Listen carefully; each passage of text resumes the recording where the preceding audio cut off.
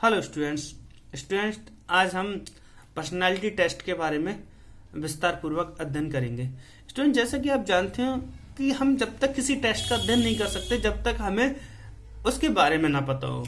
तो हमें सबसे पहले क्या जानना होगा? पर्सनालिटी के बारे में। स्टूडेंट, जैसा कि आप जानते हैं कि हम टूल्स का अध्ययन कर रहे थे जिससे हम किसी का मापन या आकलन कर सके, जिसमें से हमने पहली जो टूल्स था वो था ऑब्जर्वेशन टूल्स। उसके बाद हमारा था इंक्वायरी फॉर्म में हमने क्वेश्चनर, शेड्यूल, चेकलिस्ट और स्कोर कार्ड वगैरह का अध्ययन किया। उसके बाद हमारा दूसरा जो टेस्ट था वो थर्ड था साइकोलॉजिकल टेस्ट में हमने इससे पूर्व बुद्धि के परीक्षण के बारे में अध्ययन किया था, जिसमें से हमने 3 क्लासिफिकेशन पढ़े थे। एक तो हमारा फर्स्ट क्लासिफिकेशन जिसमें हमने देखा था इंडिविजुअल इंटेलिजेंसी टेस्ट और दूसरा group intelligence test. Second classification में हमने पढ़ा था पावर इंटेलिजेंस टेस्ट और स्पीच इंटेलिजेंस टेस्ट। उसके बाद हमने देखा था वर्बल इंटेलिजेंस टेस्ट और नॉन वर्बल इंटेलिजेंस टेस्ट। अब इसी क्रम में हमने आज किसके बारे में अध्ययन कर रहे हैं? पर्सनालिटी टेस्ट के बारे में। तो सबसे पहले हम पर्सनालिटी के बारे में जान लें, तभी हम पर्सनालिटी के बारे में अच्छे से समझ पाएंगे। क्योंकि हम असेसमेंट फॉर लर्निंग पढ़ रहे हैं तो हमें ये पर्सनालिटी है उसे थोड़ा सा इस तरीके से पढ़ना है कि इसका अर्थ समझ में आ जाए। ठीक है, ये साइकोलॉजिकल पोर्शन है, आप थर्ड पेपर में से विस्तार पूर्वक पढ़ेंगे। हम अभी इसे केवल पर्सनालिटी का अर्थ समझ में आ जाए और उसके टाइप्स समझ में आ जाए उसके बारे में अध्ययन करेंगे। तो पर्सनालिटी होती क्या है? देखिए स्टूडेंट्स, पर्सनालिटी व्यक्तित्व एक कहा जाए। सबसे पहले देखते हैं पर्सनालिटी को जानने के लिए। ये पर्सनालिटी जो शब्द है वो लैटिन भाषा का शब्द है। ये पर्सोना शब्द से बना है। पर्सोना का मतलब है नकाब, मतलब जो चेहरे पे जो नकाब है, जो दिखावा है, वही हमारी क्या है? पर्सनालिटी। परंतु ये तो पूर्व अर्थों में कहा जाता है, परंतु वर्तमान समय में हम कहें जो कुछ भी हम हैं वही दिखाना हमारी पर्सनालिटी है।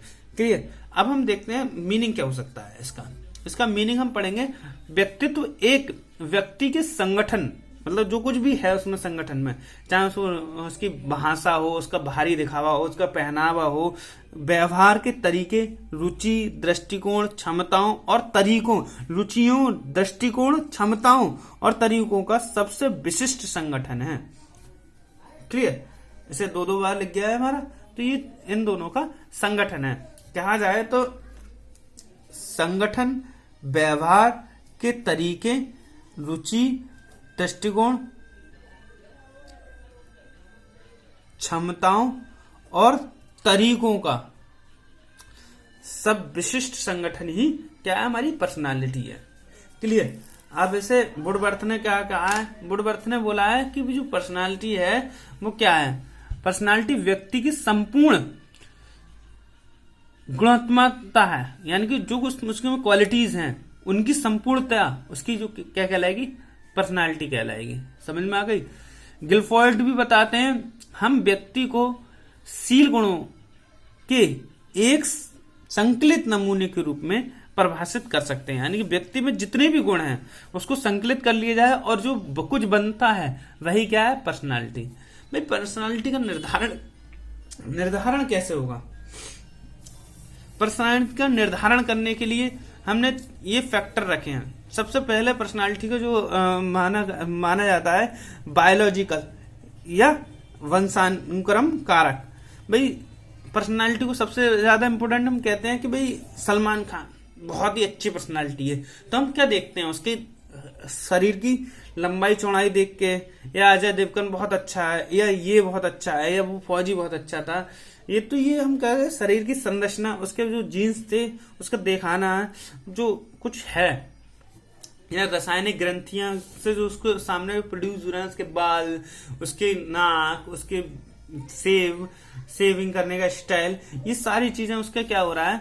ये जैविक चीजें हैं और इनके जो बाह्य आवरण है वो पर्सनालिटी को मुख्य रूप से प्रभावित करता है। अब बात आ जाती है इसमें ये क्या कर रही है? हमारी पर्सनालिटी को दिखावा कर रही है, सही है। उसके बाद आती है मनोवैज्ञानिक कहा जाए साइकोलॉजिकल फैक्टर। साइकोलॉजिकल फैक्टर की बात करें तो एक व्यक्तित्व या पर्सनालिटी व्यक्ति की साइकोलॉजी पर भी बहुत निर्भर करती है। जैसे आप लोग देखते हैं कि भाई बाहर से व्यक्ति बहुत देखने में हष्ट पुष्ट तगड़ा लग रहा है, बॉडी सॉडी है, परंतु जब उसके सामने साइकोलॉजिकल रूप से कोई जरा सी भी खून दिख जाए या फिर कांक्रोच दिख जाए और वो डर रहा है तो उसकी पर्सनालिटी क्या है, बेकार सी हो जाती है। अगर वो जरा जरा सी बातों पर डर रहा है, जरा जरा सी बातों पर खुश हो रहा है या जरा जरा सी बातों पर ओवर रिएक्ट कर रहा है, तो ये साइकोलॉजिकल फैक्टर भी क्या होते हैं, पर्सनालिटी को डिफाइन करते हैं। क्लियर।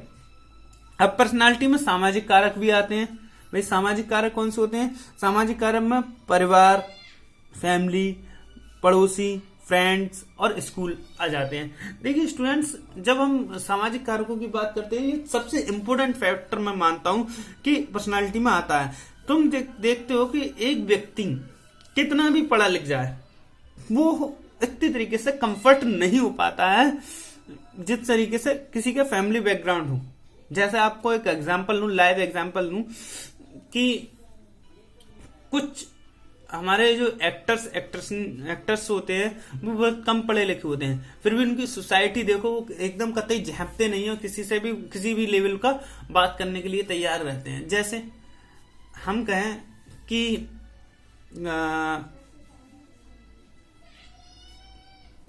आलिया भट्ट नाम की एक एक्ट्रेस है, वो क्या करती है कि एक मूवी में वो इतनी इंटेलिजेंस दिखाई है कि मतलब वो अपने विदेश में जाकर बिजनेस करती है, और कभी कभी उससे जब लाइव क्वेश्चन पूछा गया तो उसे राष्ट्रपति तक का नाम नहीं पता था। तो ये चीजें हैं कि उसका जो प्रेजेंटेशन है, उसकी जो फैमिली से आया है, तो वो उसमें ओवर है कि वो किसी भी चीज को पढ़े लिखा भी दिखा सकती है। और कुछ क्या होते हैं कि पारिवारिक रूप से कमजोर होते हैं, उनकी कहा जाए सामाजिक सोशल रूप से कमजोर हो जाते हैं पड़ोसों से, तो वो क्या करते हैं, जब उनके बराबर से अच्छे लोग मिल जाते हैं तो वो अपने आप को अनकंफर्ट वो करते हैं। तो ये व्यक्तित्व को कहीं ना कहीं प्रभावित करता है, पड़ोस भी प्रभावित करता है। इसी तरीके से फ्रेंड्स कभी कभी इस चीज को प्रभावित करते हैं। फ्रेंड्स बहुत ज्यादा इंपॉर्टेंस रोल रखते हैं पर्सनालिटी को। भाई दो फ्रेंड्स हैं, एक अमीर एक गरीब, तो जो अमीर में है उसके पहनने ओढ़ने का तो अपना डिस्करेज भी हो सकता है गरीब।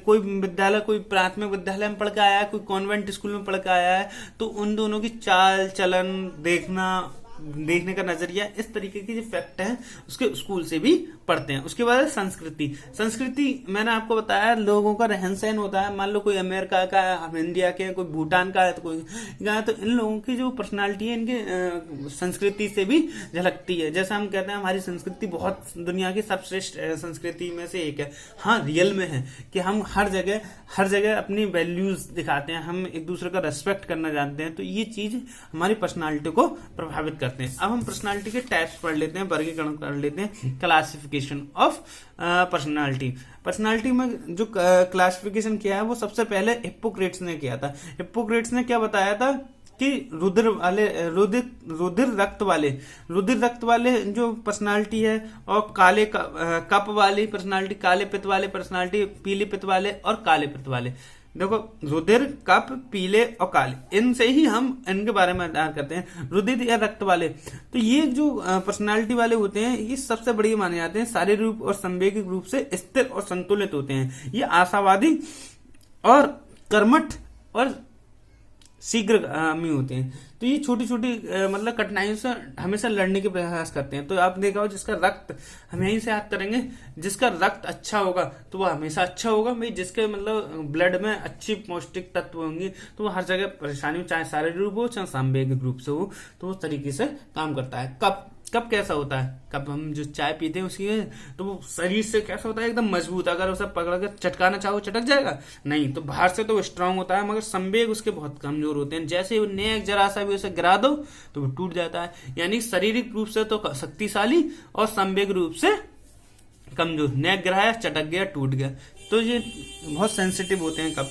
तो इस तरीके से हमने शारीरिक रूप से शक्तिशाली और संवेग रूप से कमजोर। अब बात करते हैं पीलिया से मतलब हम सोच लेते हैं एक व्यक्ति को पीलिया हो गया, तो जब पीलिया हो जाता है तो आदमी शारीरिक रूप से कमजोर हो जाता है, लेकिन सांवेगिक रूप से शक्तिमान हो जाता है, यानी शक्तिमान हो जाता है। जब आदमी पीलिया हो जाता है तो कहता है लेटे लेटे कि अरे मैं बहुत अच्छा अब सही हो जाऊं तो मैं ऐसा करूंगा, तो हमें ये याद करने की ट्रिक है, हमें याद रह जाएंगे।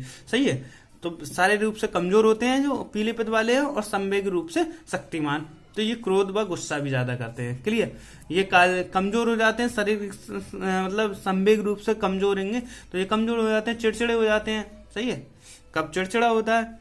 अब बात करते हैं काले पित्त वाले। काले पित्त वाले जो होते हैं भाई, ऊपर रुद्र वाले से भी है, काला आदमी तो काला है भैया, शरीर से भी काला और दिमाग से भी काला, तो वो निराशावादी होते हैं। ठीक, उसके बाद आ जाते हैं क्रैशमर। क्रैशमर द्वारा जो पर्सनालिटी का वर्गीकरण किया है वो 3 तरीके से किया है, पिकनिक, एथलेटिक और लेप्टोमेस्टिक। पिकनिक मतलब जब देखते हो पिकनिक खेलते हो तो मोटे ताजे लोग आते हैं खूब गोल मटोल, तो इन्हें नाटे या सुडुलकाय भी कहते हैं। तो ये शारीरिक मोटे कद होता है, चर्बी वाले होते हैं, ये सामाजिक होते हैं, विनोद प्रिय मतलब हंसमुख होते हैं, बाहिरमुखी होते हैं और लोकप्रिय होते हैं। मोटे ताजे लोग खूब हंसते खेलते हैं, मौज लेते हैं, तो इस तरीके। एथलेटिक के होते हैं शरीर से चुस्त पुस्त तगड़े तंदुरुस्त, ये आशावादी और फुर्तीले होते हैं। और लेप्टोमेस्टिक के होते हैं, ये छीड़ होते हैं, निर्बल होते हैं, लंबे होते हैं और जो एकांत प्रिय होते हैं, तो निराशावादी होंगे, लंबे पतले बल्ले निराशावादी होंगे। क्या समझ में आ गई बात। अब बात करते हैं सेल्डन की। सेल्डन ने भी जो तरीके बताए बिल्कुल सेम बताए हैं। गोलकाय, इन्हें एंडोमॉर्फी, आयताकार मेसोमॉर्फी और लंबकाय एक्टोमॉर्फी, तो ये सेम है। पिकनिक प्रकार के मतलब शरीर से तगड़े तगड़े, वो शरीर से गोल मटोल, और मेसोमॉर्फी मतलब शरीर से चुस्त पुस्त, और लंबकाय मतलब लेप्टोमेस्टिक निर्बल और उस टाइप के। क्लियर, तो ये तरीके से हमारे क्या हो गए, ये क्रैशमर के और सेल्डन के हो गए। उसके बाद हम बात करते हैं यूंग। यूंग जो थे फ्राइड के शिष्य थे। इनने जो पर्सनालिटी को बांटा था वो 3 तरीके से मानता था, अंतर्मुखी, बाहिर्मुखी और मध्यमुखी, इंट्रोवर्ड और एक्सट्रोवर्ड और एम्बिवर्ट। तो इंट्रोवर्ड क्या होता है, एकांत प्रिय और आत्म अविश्वासी। एकांत प्रिय होते हैं, उन्हें कोई मतलब नहीं होता बाहर से। बाह्यमुखी मतलब बाहर से जगह से मतलब, जैसे नेता टाइप लोग। अंतर्मुखी और बाह्यमुखी, ये दोनों तरीके के होते हैं, ये कुछ विशेष लोगों होते हैं। Clear, thank you very much.